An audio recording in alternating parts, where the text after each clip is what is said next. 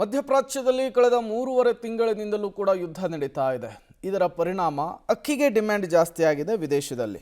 ಹೌದು, ಒಂದು ಕ್ವಿಂಟಾಲ್ಗೆ ಬರೋಬ್ಬರಿ 700 ರಿಂದ 800 ರೂಪಾಯಿ ಹೆಚ್ಚಳವಾಗಿದೆ. ಯಾವುದೇ ಬ್ರ್ಯಾಂಡ್ನ ಅಕ್ಕಿ ಪ್ಯಾಕೆಟ್ನಲ್ಲೂ ಕೂಡ 150 ರಿಂದ 200 ರೂಪಾಯಿ ಜಾಸ್ತಿ ಆಗಿದ್ದು ಜನರು ಕೊಂಡುಕೊಳ್ಳೋದಕ್ಕೆ ಹಿಂದೇಟು ಹಾಕಬೇಕಾದಂತಹ ಪರಿಸ್ಥಿತಿ. ವಾರ್ ಎಫೆಕ್ಟ್ಗೆ ಈಗ ಅಕ್ಕಿ ಬೆಲೆ ಕೂಡ ಗಗನಕ್ಕೇರಿದೆ. ಯಾಕಂತಂದರೆ ವಿದೇಶದಲ್ಲಿ ಅಕ್ಕಿಗೆ ಭಾಳ ಬೇಡಿಕೆ ಬಂದಿದೆ. ಹೀಗಾಗಿ ರಫ್ತು ಜಾಸ್ತಿ ಆಗ್ತಾಯಿದೆ. ಖಾಲಿಯಾಗಿ ಅಂಗಡಿಗಳು ಕಾಣ್ತಾ ಇದೆ. ನೋಡ್ಬೋದು, ಈಗ ನಾವು ಬೀದರ್ನ ಗಾಂಧಿಗಂಜ್ ಇರ್ತಕ್ಕಂಥ ಅಕ್ಕಿ ಮಾರ್ಕೆಟ್ನಲ್ಲಿ ಇದ್ದೀವಿ. ಅಕ್ಕಿ ಮಾರ್ಕೆಟ್ನಲ್ಲಿ ಒಂದು ರೀತಿಯ ಯಾರೂ ಜನರು ಇಲ್ಲದೆ, ಕೊಂಡ್ಕೊಳ್ಳೋದಿಲ್ಲದೆ ಖಾಲಿಯಾಗಿ ಕಾಣ್ತಾ ಇದೆ. ಯಾಕಂದರೆ ಪ್ರಮುಖವಾಗಿ ವಾರ್ ಎಫೆಕ್ಟಿಂದಾಗಿ ಏನು ಡೀಸೆಲ್ ಬೆಲೆ ಜಾಸ್ತಿ ಆಯಿತು. ಹೀಗಾಗಿ ಟ್ರಾನ್ಸ್ಪೋರ್ಟ್ನಲ್ಲಿ ಕೂಡ ರೇಟ್ ಜಾಸ್ತಿ ಆಗಿದೆ.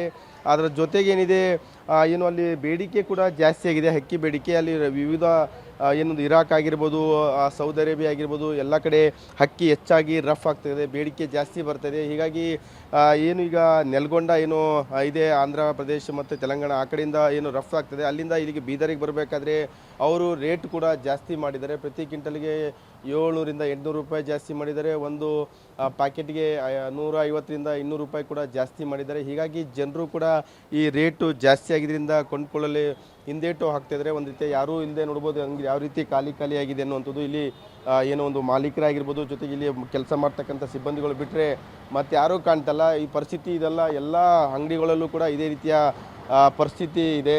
ಹೀಗಾಗಿ ಒಂದು ರೀತಿಯ ವಾರ್ನ ಎಫೆಕ್ಟ್ ಕೂಡ ಇವತ್ತು ಅಕ್ಕಿ ಮೇಲೂ ಬಿದ್ದಿದೆ. ಈಗ ಅವ್ರನ್ನೇ ಮಾತಾಡ್ಸೋಣ, ಮಾಲೀಕರಿದ್ದಾರೆ, ಏನಂತಾರಂತ. ಪರ್ ಕ್ವಿಂಟಲಿಗೆ 500-600 ರೂಪಾಯಿ ಹೆಚ್ಚಿಗೆ ಆಗ್ಯದ. ಬ್ಯಾಗಿಗೆ ಅಂದ್ಬಿಟ್ಟು 150-200 ಪರ್ ಬ್ಯಾಗಿಗೆ ಹೆಚ್ಚಿಗೆ ಅದ ರೇಟ್ ಸರ್.